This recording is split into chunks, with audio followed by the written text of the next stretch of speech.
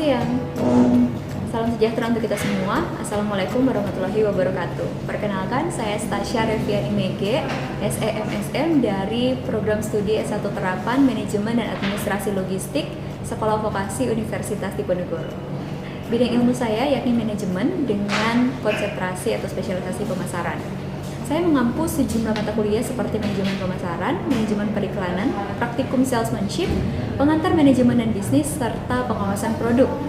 Dan pada saat ini saya akan menjelaskan mengenai bagaimana cara saya mengampu mata kuliah manajemen pemasaran dengan teknik DIA atau Delivery, Interaction, dan Assessment. Mata kuliah manajemen pemasaran merupakan mata kuliah wajib prodi yang diajarkan di semester 2 atau semester genap dan memiliki bobot 3 SKS. Mata kuliah manajemen pemasaran akan memberikan pemahaman secara mendalam kepada mahasiswa mengenai teori, esensi, prinsip, dan penerapan manajemen pemasaran dalam berbagai organisasi, termasuk di dalamnya industri logistik. Adapun capaian pembelajaran mata kuliah dari manajemen pemasaran yaitu mahasiswa mampu memahami konsep-konsep manajemen pemasaran, strategi pemasaran yang relevan dengan perkembangan teknologi dan informasi. Mahasiswa mampu menjelaskan dengan tepat tentang perilaku konsumen, STP, branding dan produk, harga, distribusi, dan komunikasi pemasaran. Yang ketiga, mahasiswa mampu menentukan strategi pemasaran yang tepat untuk organisasi pada berbagai tingkatan, skala, dan jenis industrinya. Dan yang terakhir, mahasiswa mampu menganalisis penerapan strategi pemasaran pada berbagai badan usaha. Adapun materi-materi yang akan dipelajari mahasiswa di mata kuliah manajemen pemasaran ini yakni pengenalan pemasaran, lingkungan pemasaran, serta etika pemasaran, perilaku konsumen, segmenting, targeting, dan positioning, branding dan juga produk, penetapan harga, distribusi, komunikasi pemasaran terintegrasi, pemasaran jasa, pemasaran global, digital marketing, dan strategi-strategi pemasaran. Dalam menyampaikan materi perkuliahan, saya menggunakan buku referensi dari sejumlah penulis yang ada dalam bidangnya, seperti buku pemasaran, esensi dan aplikasi karya Fandi Ciptono dan Diana Anastasia. Saya juga menggunakan sejumlah referensi terkini seperti jurnal baik dalam negeri maupun dari luar negeri, termasuk artikel saya sendiri yang membahas mengenai strategi promosi produk dan jasa yang telah terbit di jurnal terakreditasi Sinta. Saya juga memanfaatkan kanal informasi dari organisasi pemasaran yang nantinya akan saya gunakan untuk mengupdate ilmu dan nantinya bisa saya transfer ke mahasiswa. Saya juga memberikan contoh-contoh kasus yang selalu baru setiap tahunnya yang mengikuti perkembangan pemasaran yang bergerak sangat cepat. Untuk keperluan praktek sendiri, saya menggunakan platform seperti Google Ads, Google Analytics, AdSense, dan lain sebagainya. Saya mengkomunikasikan beberapa metode pembelajaran seperti ceramah, small group discussion, case study, dan project-based learning. Secara khusus untuk project-based learning, di mata kuliah manajemen pemasaran, saya memberikan proyek pendampingan pemasaran UMKM kepada para mahasiswa. Nanti proyek ini akan menjadi wadah bagi mahasiswa untuk mengaplikasikan materi yang telah dan yang sedang dipelajari dalam mata kuliah manajemen pemasaran. Mahasiswa akan mengidentifikasi permasalahan atau kebutuhan UMKM dalam bidang pemasaran, menentukan konsep dan strategi pemasaran yang tepat, dan tentunya menganalisis perkembangan proyek dari mereka. Interaksi dengan mahasiswa saya lakukan lewat media pembelajaran yakni Microsoft Teams dan Zoom. Agar tercipta kelas yang interaktif, saya sudah terlebih dahulu mengirimkan materi kepada mahasiswa agar nantinya pada saat perkuliahan dapat terjadi komunikasi dua arah yang aktif. Strategi interaksi ini yaitu melalui mini games yang saya lakukan di kelas dengan memanfaatkan sejumlah platform games online ataupun juga dilakukan secara manual. Interaksi juga saya berusaha munculkan ketika ada tim yang melakukan presentasi, maka pertanyaan bukan hanya berasal dari pendengar saja, tetapi juga dari tim yang melakukan presentasi sehingga semuanya dapat berkesempatan untuk mengungkapkan pendapatnya, memahami materinya. Dan mahasiswa juga dapat berkomunikasi di luar jam pembelajaran lewat fitur chat di Microsoft Teams. Terkait proses pemberian tugas dan penilaian, sejak awal perkuliahan saya sudah menjelaskan mengenai kontrak perkuliahan yang di dalamnya terdapat persentase penilaian dan juga bentuk-bentuk penugasan. Adapun persentase penilaian untuk mata kuliah manajemen pemasaran adalah 50% untuk project based learning, 10% untuk tugas-tugas individu, kuis dan juga keaktifan, 20% untuk ujian tengah semester, dan 20% untuk ujian akhir semester. Teknik penilaian yang saya gunakan yaitu partisipasi, unjuk kerja, dan tes tertulis. saya merencanakan sejumlah kuis, tugas individu, tugas diskusi kelompok, dan juga ujian-ujian yang dilaksanakan sesuai dengan waktunya. Untuk dapat memberikan penilaian dengan tepat, saya menyiapkan rubrik penilaian untuk menilai sesuai dengan indikator yang telah dituliskan di RTS. Nantinya saya akan semakin mengembangkan mata kuliah ini sesuai dengan hasil riset dan pengembangan di dunia pemasaran. Setelah ini saya akan menampilkan video kegiatan pembelajaran pada mata kuliah manajemen pemasaran untuk salah satu sub CPMK. Selamat menyaksikan, terima kasih. Oke, halo selamat pagi semuanya. Pagi, Miss. Pagi, Miss. Oke, ini terlihat sudah siap ya untuk kuliah hari ini. Kalau begitu selamat datang di mata kuliah manajemen pemasaran. Ini kita sudah masuk ke pertemuan ke-7 atau pertemuan terakhir sebelum UTS. Saya yakin kalian udah nggak sabar nih untuk UTS nantinya. Tapi kita akan belajar dulu materi terakhir sebelum UTS, yakni materi tentang Integrated Marketing Communication. Nah, nantinya sesudah kalian mengikuti materi tentang Integrated Marketing Communication ini, kalian bakalan bisa menjelaskan tujuan komunikasi pemasaran, menjabarkan proses komunikasi pemasaran, dan mampu membedakan alat komunikasi pemasaran. Oke, ini Windria sudah angkat tangan. Kenapa Windria? Miss, maaf belum direcord. Oh iya, betul-betul ya. Ya, sorry. Biar kalian nanti bisa nonton kembali ya. Oke. Ini recordnya sepertinya sudah mulai. Oke, kita mulai aja sebentar, saya akan share screen.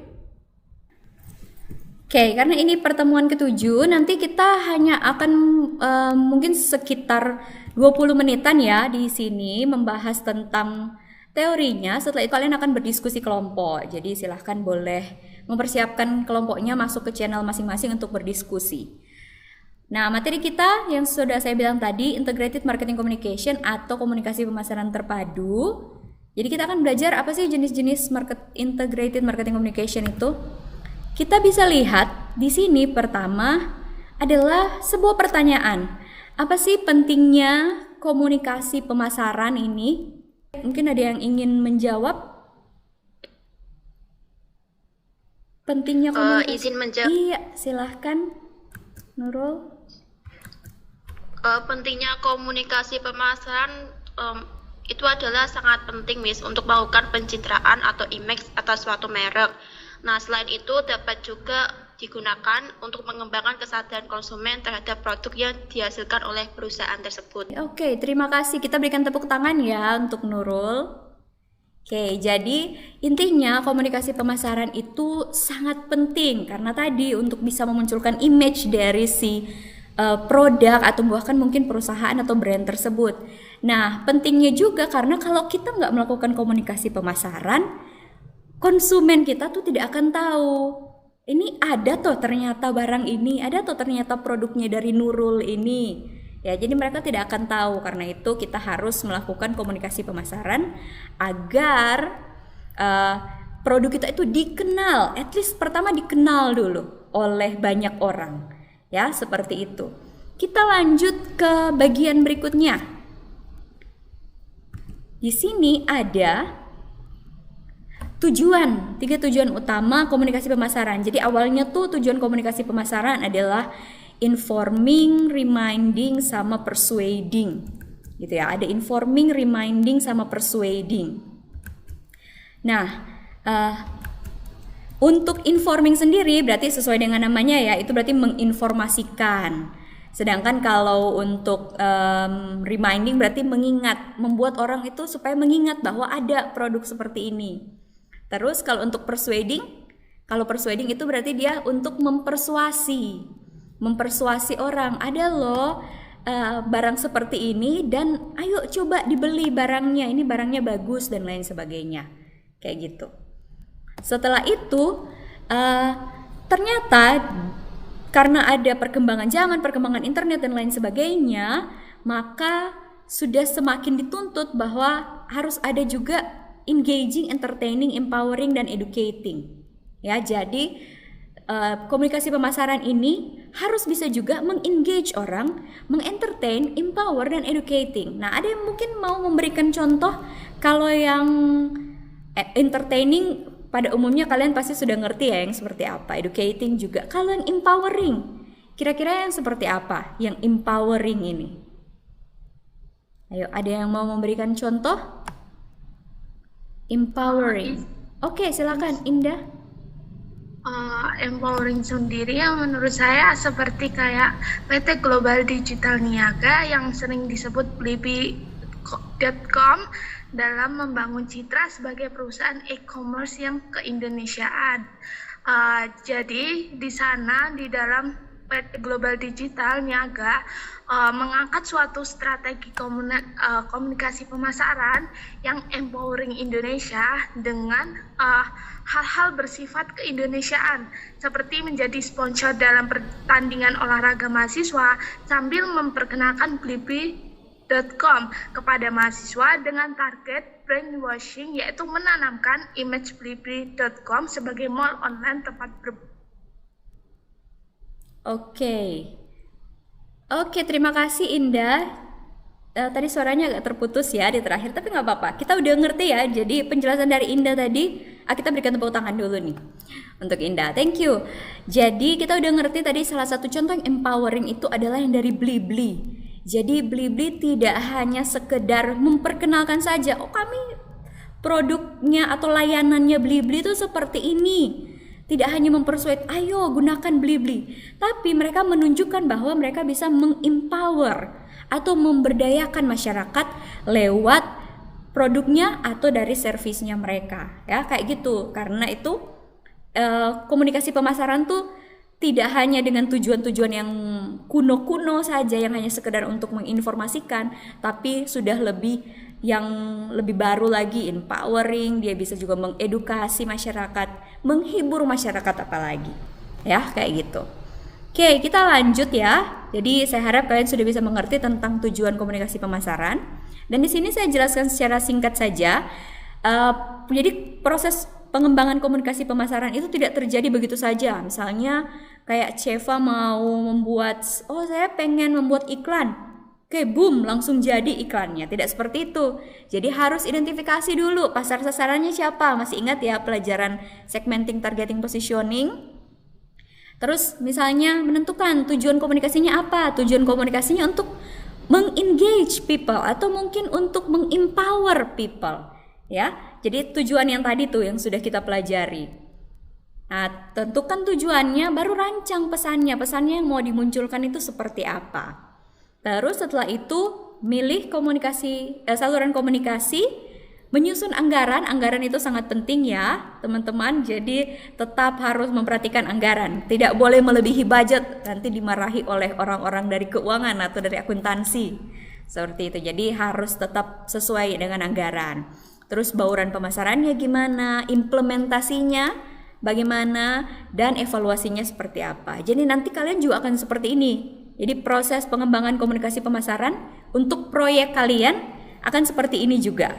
Saya yakin kalian sudah mulai menentukan dari identifikasi pasar, komunikasi, mungkin setelah itu boleh dilanjutkan terus sampai nanti akhirnya untuk evaluasi.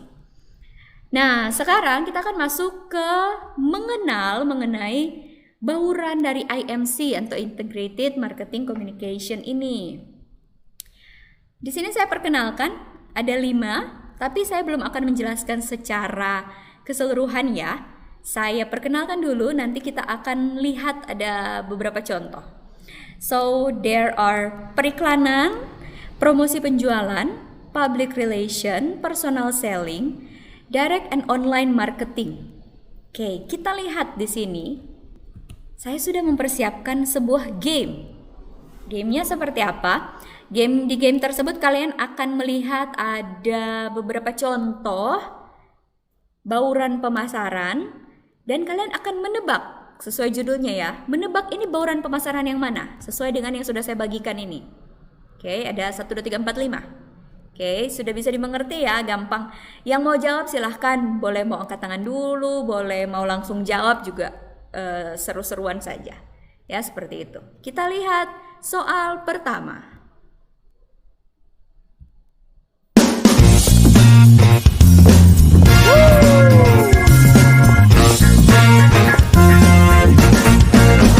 Katanya semua cowok sama aja. Enak aja. Kita beda. Karena samponya beda. Head and Shoulders. Oke, sampai di situ. Kalau yang nomor 1 ini, dia masuk di bauran pemasaran mana? Advertising. Advertising, periklanan ya, betul sekali. Advertising.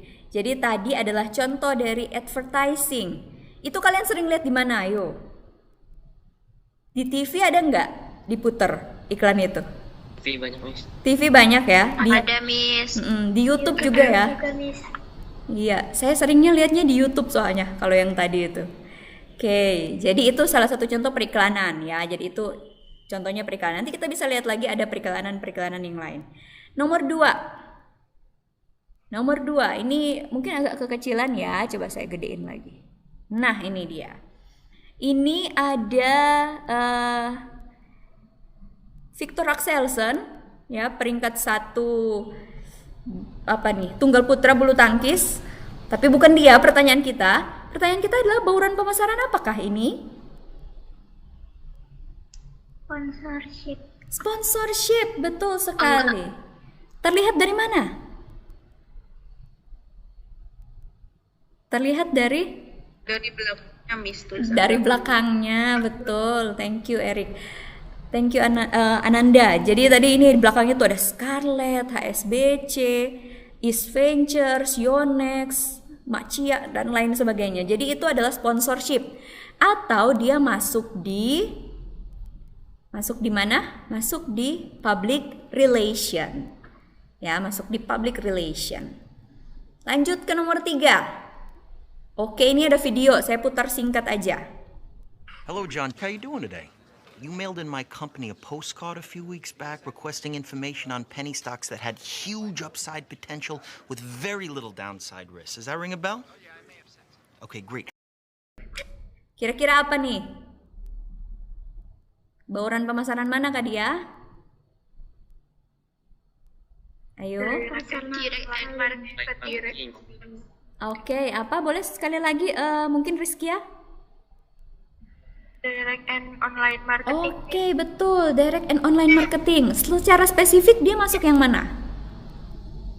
Telemarketing. Telemarketing, karena dia pakai telepon ya. Jadi itu telemarketing atau direct and online marketing. Oke, nice.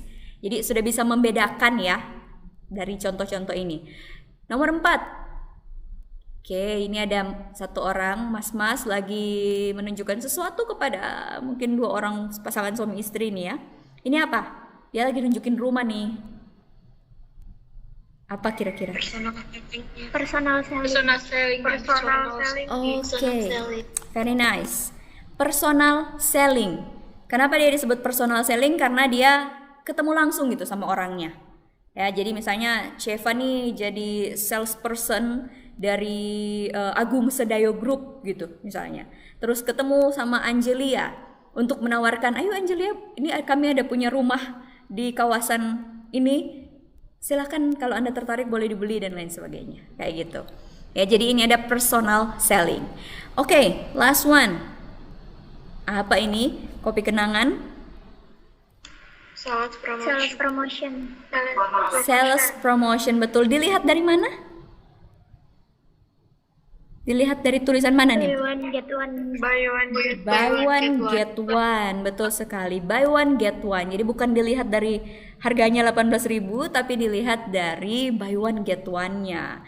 Nah, ini saya kasih contoh lengkap atau daftar lengkapnya ya. Kalau periklanan itu tidak hanya sekedar bentuk iklan seperti di TV saja, tapi dia bisa iklan media cetak juga, ya brosur, buklet dan lain sebagainya. Bahkan karena sekarang udah perkembangan internet, iklan-iklan tersebut tuh udah lebih banyak yang menggunakan misalnya Facebook Ads atau mungkin Instagram Ads ya, yang nantinya mungkin kalian akan bisa pakai juga untuk proyek kalian.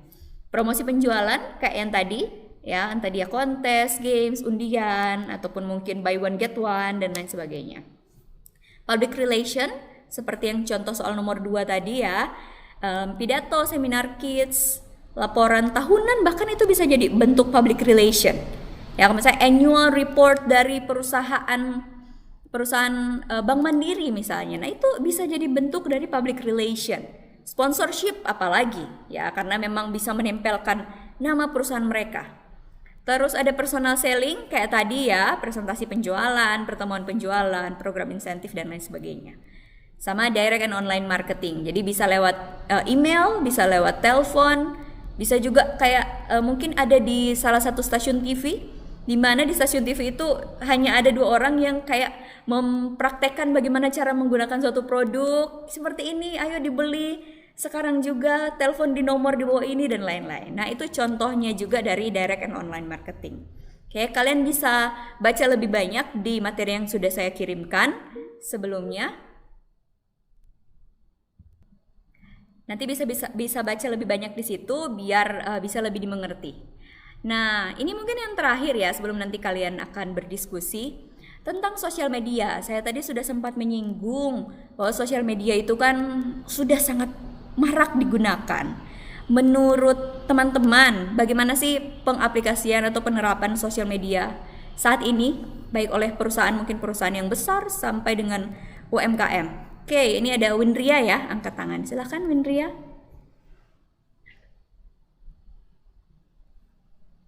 Baik, atas kesempatan menjawab.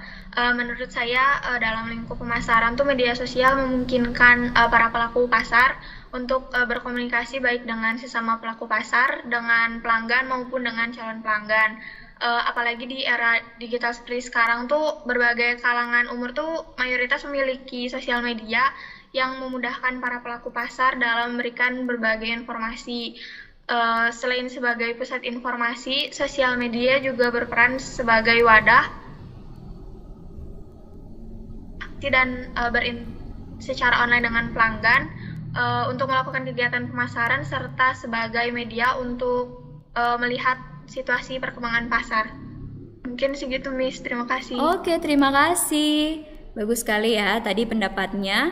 Kita berikan tepuk tangan tidak hanya untuk Windria tapi untuk semua yang tadi yang sudah memberikan jawaban. Jadi satu hal unik yang tadi saya ambil dari pernyataannya Windria, sosial media itu bukan hanya sekedar untuk memberikan informasi, tapi bisa jadi wadah atau tempat perusahaan atau brand berkomunikasi dengan pelanggannya.